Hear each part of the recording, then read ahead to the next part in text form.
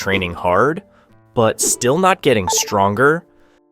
You show up, you put in the work, but your pull-ups, dips, or even push-ups just don't seem to improve. You're not alone. This is something that frustrates a lot of people. The truth is, it's not just about effort. It's about whether you're making these hidden mistakes that silently kill your progress. And most people don't even realize they're doing them. In this video, we're breaking down 5 key mistakes that might be holding you back. Fixing them can instantly help you unlock more strength, master advanced skills, and get better results from every single workout. Some of these mistakes are obvious, others, not so much. And the worst part, you might think you're training the right way, but these habits could be the reason why you're stuck. And here's the best part. Stick around until the end, because the last mistake is something that ruins more progress than anything else. Fixing this one alone can completely change how your body responds to training. Alright, let's get into it. Starting with mistake number 1. Starting without a proper warm-up. Most people skip a proper warm-up and wonder why they feel weak at the start of their session. A good session should always start when you're at your freshest state and highest energy, especially in calisthenics. You want to train your hardest skills when you're at your best. If your best reps happen midway through your workout, your body wasn't ready when you started. A good warm-up primes your muscles so you can hit max power from set 1. Here's what's really happening. When you go from 0 to max effort without preparing your muscles, joints, and nervous system, your body isn't firing at full capacity. Your strength isn't being fully expressed because you haven't activated the right pathways. Think of it like trying to sprint right after waking up. Your legs feel stiff, your coordination is off, and you move slower than usual. That's exactly what's happening when you skip the warm-up. If your first few sets feel off, weak, or sluggish, you're making this mistake. Fix. Take 5 to 10 minutes to properly warm up. Start with mobility drills to open up your joints, activation work to fire up your muscles, and light movement like jump rope to raise your heart rate. Your body will hit peak strength from the first set, not halfway through the workout. Number 2, choosing more reps instead of good form. More reps don't automatically mean more strength. If you rush through movements just to hit a number, you're not training for progress. You're training for ego. You see this all the time. Someone grinding out half-rep pull-ups, bouncing out of push-ups, or speeding through dips without control. They think higher numbers mean better results, but what they're really doing is practicing bad habits. Here's the reality. Strength isn't about how many reps you do. It's about how well you control every single rep. When you prioritize sloppy volume over strict execution, you reinforce poor movement patterns. These become harder to fix over time, and they kill your ability to unlock harder skills like muscle-ups or one-arm push-ups. If your form starts breaking down halfway through a set, or if you feel joint pain instead of muscle fatigue, you're making this mistake. Fix. Slow down. Use full range of motion, control the negative, and focus on clean execution. Instead of chasing reps, chase perfect reps.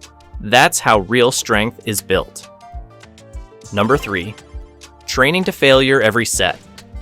A lot of people think that if they're not completely destroyed after every session, they didn't train hard enough. But going to failure on every set isn't just unnecessary, it's actively slowing you down. Here's why. When you push every set to your absolute limit, you won't have enough energy to perform your best in the next set. You'll end up cutting your session short because you're too exhausted, which leads to lower total training volume. This also means that by your next session, you're not fully recovered and you perform worse. Instead of progressing, you start burning out. Think about elite gymnasts, boxers, or calisthenics pros. They rarely go all out every single set. They leave room for quality work and focus on consistency over exhaustion. If you find yourself getting weaker week after week, or if your workouts feel like they're constantly draining rather than building you up, you're making this mistake. Fix. Leave 1 to 2 reps in the tank on most sets. Failure should be used strategically, not as a default. This way, you stay fresh, recover faster, and make steady progress instead of burning out.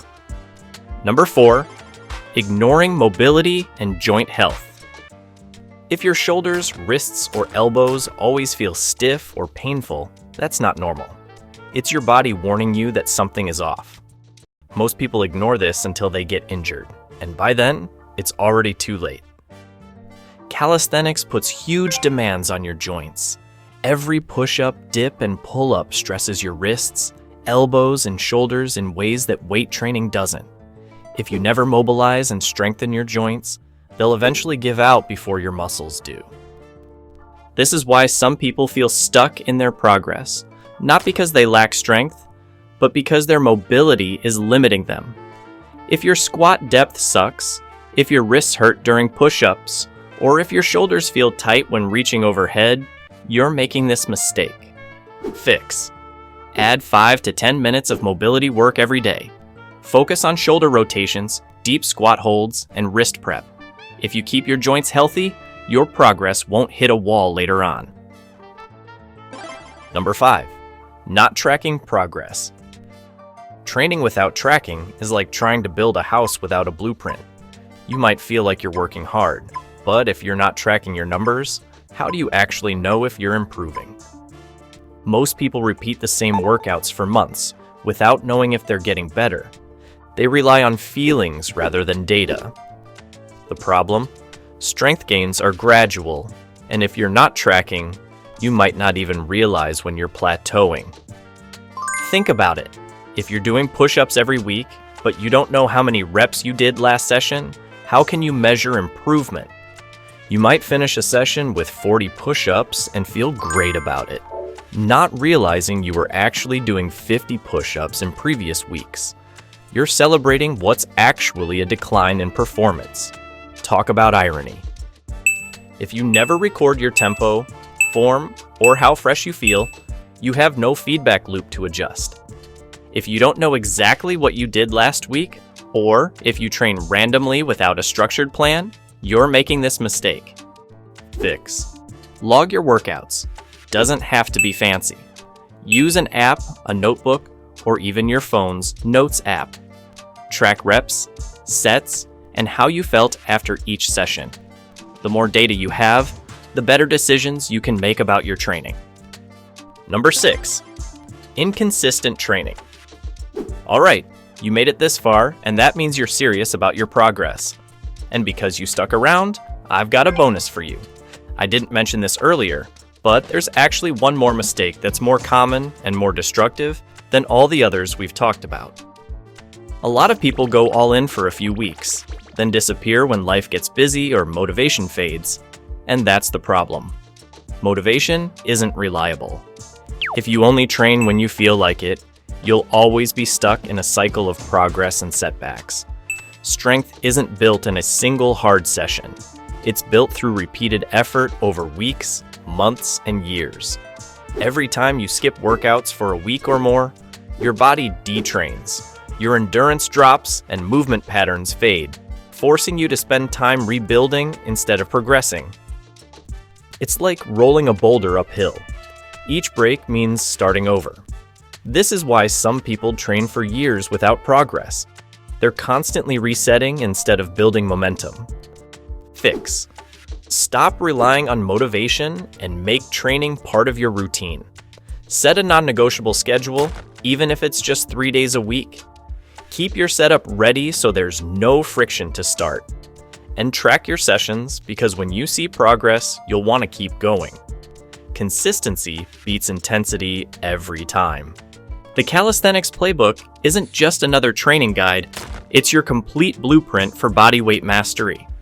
Inside, you'll discover battle-tested progressions and techniques that turn seemingly impossible moves into conquered achievements. Your body's true potential is waiting.